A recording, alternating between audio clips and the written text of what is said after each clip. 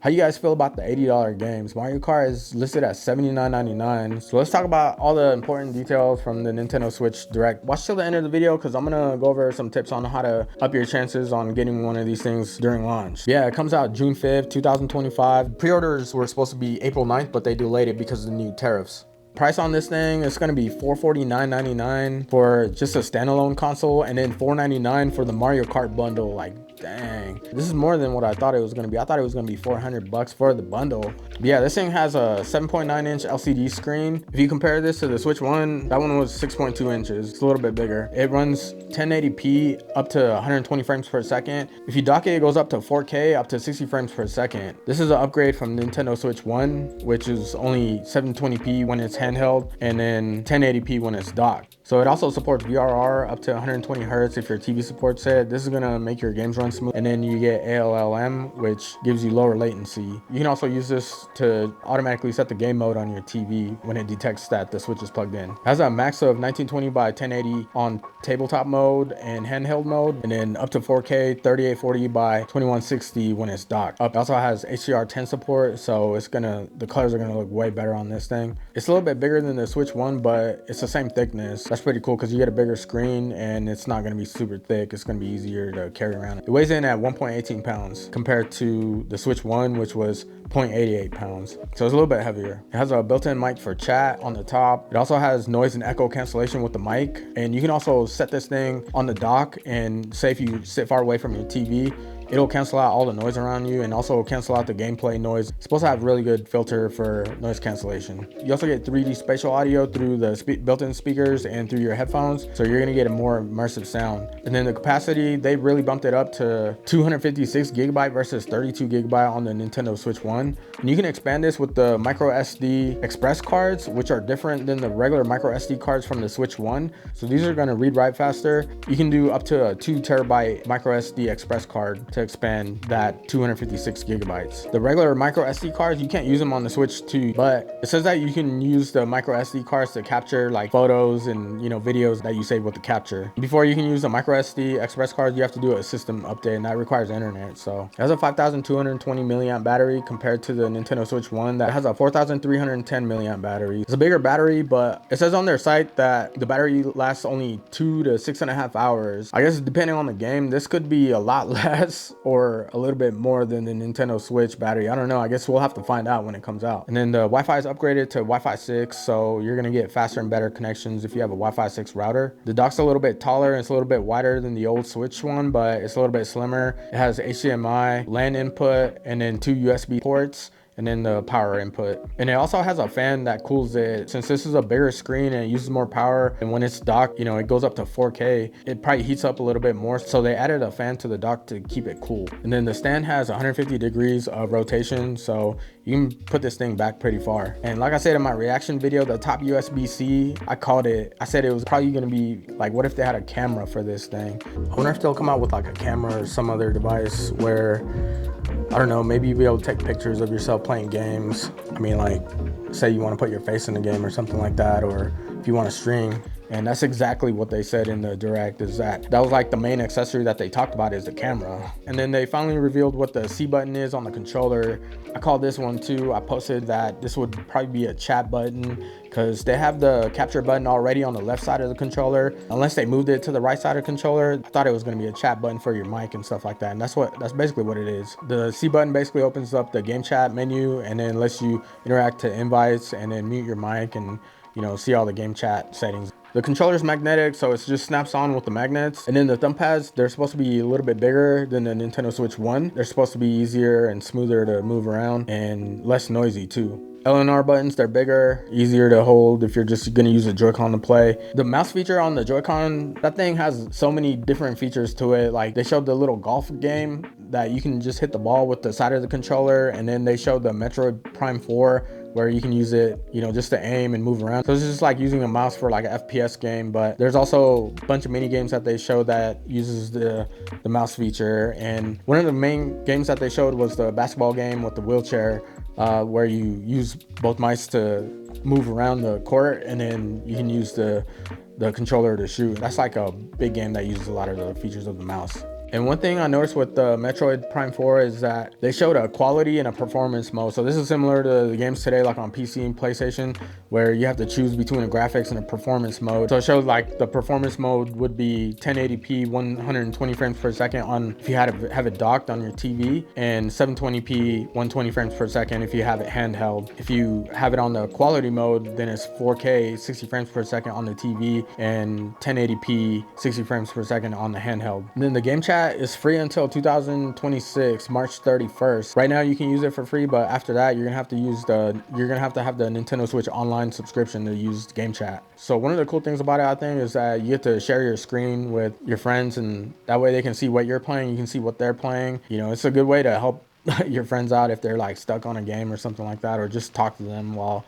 they're doing like a walkthrough. So with the game chat, up to 12 people can use the voice chat at the same time. If it's a video chat, then up to 4 people can join the video chat.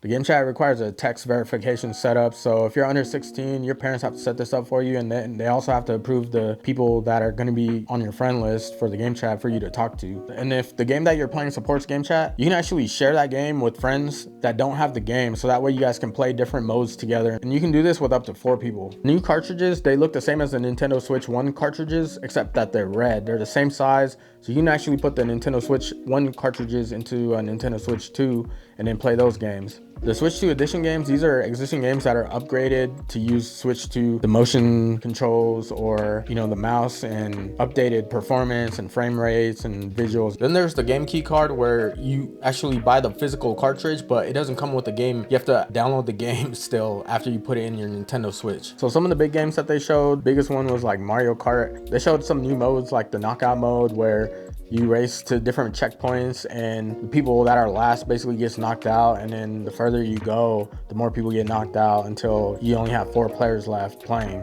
And then the free roam mode, you just basically drive wherever you want. You can take pictures and just hang out and, you know, do whatever you want. Then they had the regular Grand Prix mode. So one thing that was cool about this is that after you win a race, you basically just drive to the next track. Instead of like the cutscene and loading another track, you just keep driving and you go to the next track. They also had a bunch of new moves and features and stuff in the game. Like they showed these guys doing flips and riding like the rails. One thing that was cool is that they showed that these levels are going to have different weather, so that's going to affect the environments. And it also has new characters like this cow, and then it shows Mario jumping around like side to side on like a bridge or something. They also showed different costumes, and it is the 24 drivers. That's gonna be awesome to see. Yeah, and they also have the Joy-Con 2 steering wheel that comes in a set of 2 for $19.99. So other games that I was excited about with this was Madden. I've been waiting forever to get a Madden game on Switch. Like the Switch one's been out for like 8 years. We haven't had a Madden for that whole time. We finally get Madden on Switch. So I'm super excited about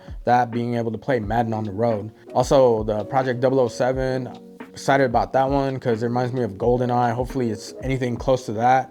It's made by the same people that made Hitman. They also showed Cyberpunk Ultimate Edition, where this was the one I was like, wow, they got Cyberpunk on Nintendo Switch. That means like this console is probably pretty powerful to be able to run a game like that. It has the Phantom Liberty expansion. You'll be able to use all the new Switch 2 capabilities like the motion control, the mouse, and like the gyroscope aiming. And then it also has touchscreen commands. And then the other one was Elden Ring. I'm really surprised by some of these games. Like I never thought I'd see this on the Switch. It's just crazy. The Hogwarts Legacy game, that one looks cool because you can use the mouse to do like different things, like cast spells maybe. I don't know. Guess we'll find out. And then Street Fighter 6. I'm a super big Street Fighter fan. I'm glad like that's one of the big games that they showed. It's gonna have exclusive Switch 2 content. And they also talked about the amiibo figures and cards for Street Fighter 6. Man, I'm gonna have to get a bunch of those.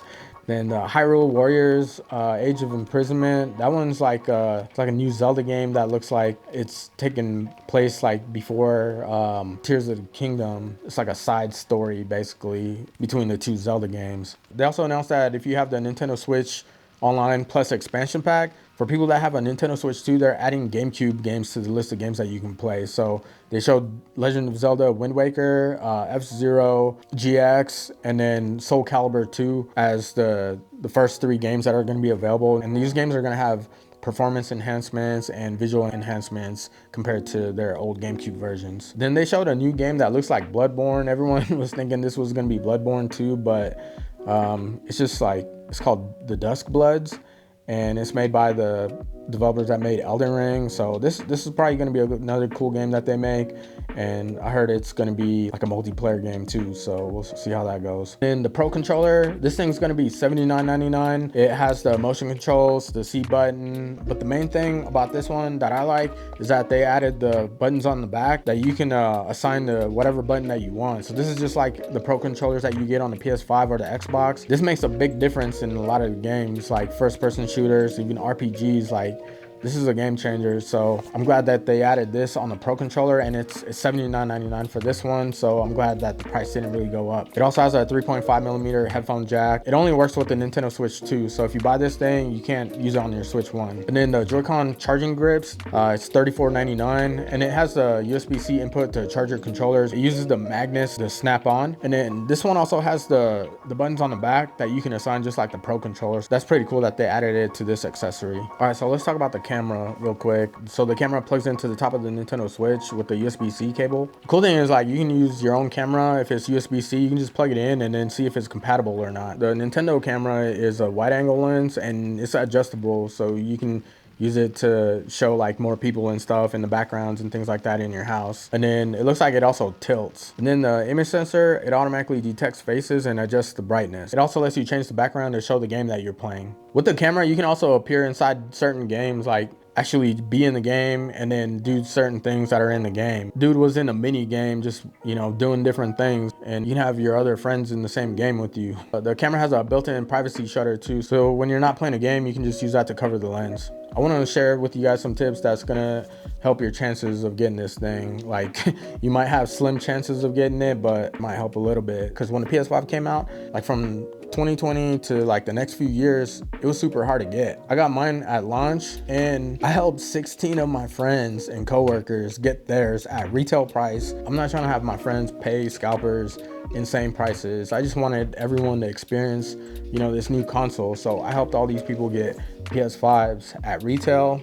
and I got 16 of them plus my own. So that's 17 PS5s that I got retail from places like Walmart, Best Buy, Target, Amazon. So I want to share some tips with you guys, so that way it can help you guys. I don't know what the supply and demand is going to be for this thing, but first thing you're going to want to do is, before the pre-order start, you're going to want to go to all these stores' websites like Best Buy, Target, Walmart, Amazon, whatever, and make sure you have a profile created. Save all your credit card information and your billing and shipping and all that. You got to have all this set. You can't be messing with this stuff during the pre-order time. If you're putting in your address and your credit card during the pre-order time, like, you've already lost it, bro. Like, you might as well not even try at that point. I mean, honestly, I don't know. They might have a lot of these Nintendo Switch 2s in stock, so I can't really say. But if it's anything like the PS5, like, you really got to be on it. After you get all this information saved on your profile, make sure you guys grab the links for each site that you're going to go to. Don't just wait until the last minute and then go to Best Buy and type in Nintendo Switch 2. You're gonna have the links ready to go, like, so you can copy and paste. And once you get there, each store is gonna be different. Like, I'm gonna go over each store real quick and the experience that I had with the PS5. So the first one, Walmart, that one, a lot of people feel like it's the glitchiest and it's the most frustrating, but honestly, I think that works in your favor, because I had the most success with Walmart. I think I got like 11 PS5s just through Walmart alone in a span of like just a little bit over a year. You know, every time they restock. When you get on there, make sure your profile's ready, and as soon as you hit that link and it says add to cart, what I did was I kept smashing that add to cart button, just like you know, you gotta smash that like and subscribe button. You gotta hit that add to cart button.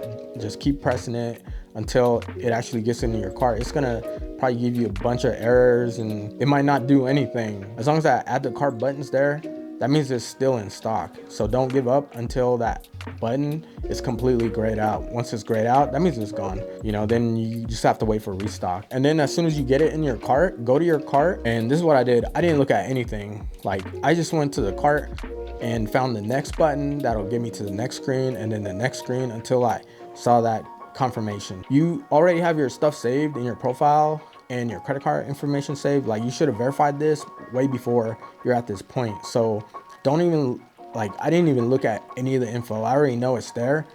I just need to get to the confirmation page. So next page, hit that button to get to the next page and next page. If this is a card that you haven't used before, or if this is like a new profile, you know, if it's Walmart, buy something that you need, like go buy some ice cream or something, you know what I mean? Make sure that it uses that card you're gonna use to buy the Nintendo Switch. If you don't do that, then the day that the pre-orders launch, if you get it in the cart, if you're lucky enough to get it in there, it might ask you for the security code. And then if you have to type in the security code at that point, it's probably going to be too late. If you don't want to risk it and you really want this console, just buy something that you need and then make sure that card is saved on there and they know that, oh, this is a card that you're going to use or whatever. But yeah, if you don't get it, just wait for the restock and then do that again. For Best Buy, they put you in a queue usually.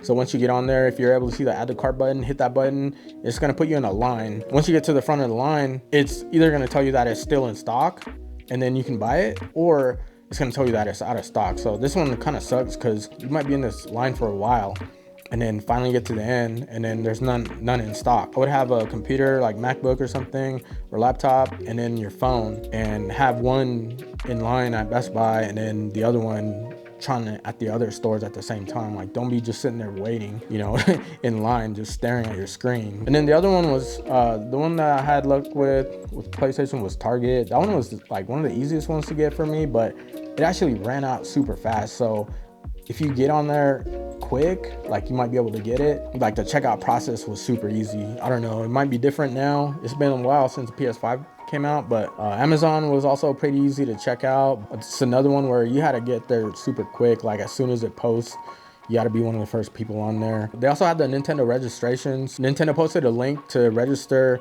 to get a Switch 2, which they'll notify people. I think it said May 8th. They give priority for people that have over 50 hours of gameplay with their Nintendo Switch and have a 12-month subscription to the Nintendo Online. So if you meet both of those requirements, it's still first come, first serve, but you basically get priority over people that register that don't meet those requirements. I think you can still register if you don't meet those requirements, but then you're basically like, we'll contact you if you're one of the first people in that line and we haven't sold out yet. If all this fails and you end up not getting a Switch 2, the thing that helped me the most with the PS5 was, if you have X or Twitter or whatever, follow Wario64. This guy is the GOAT when it comes to restocks and, like, man, anything game related or electronics related that you want to buy. If you want it on sale, man, Wario64 is the go-to. Follow him and turn on your notifications, so every time he posts, you get an alert on your phone. And this can get kind of annoying because he's gonna be posting a lot throughout the day with different deals and stuff like that. But if you really want this thing, that's how I got so many PS5s. Is like, every time I got an alert from Wario64, I hit the link, it took me to the Best Buy or whatever it was right away, and I was able to get him so many times, you know, because of this guy.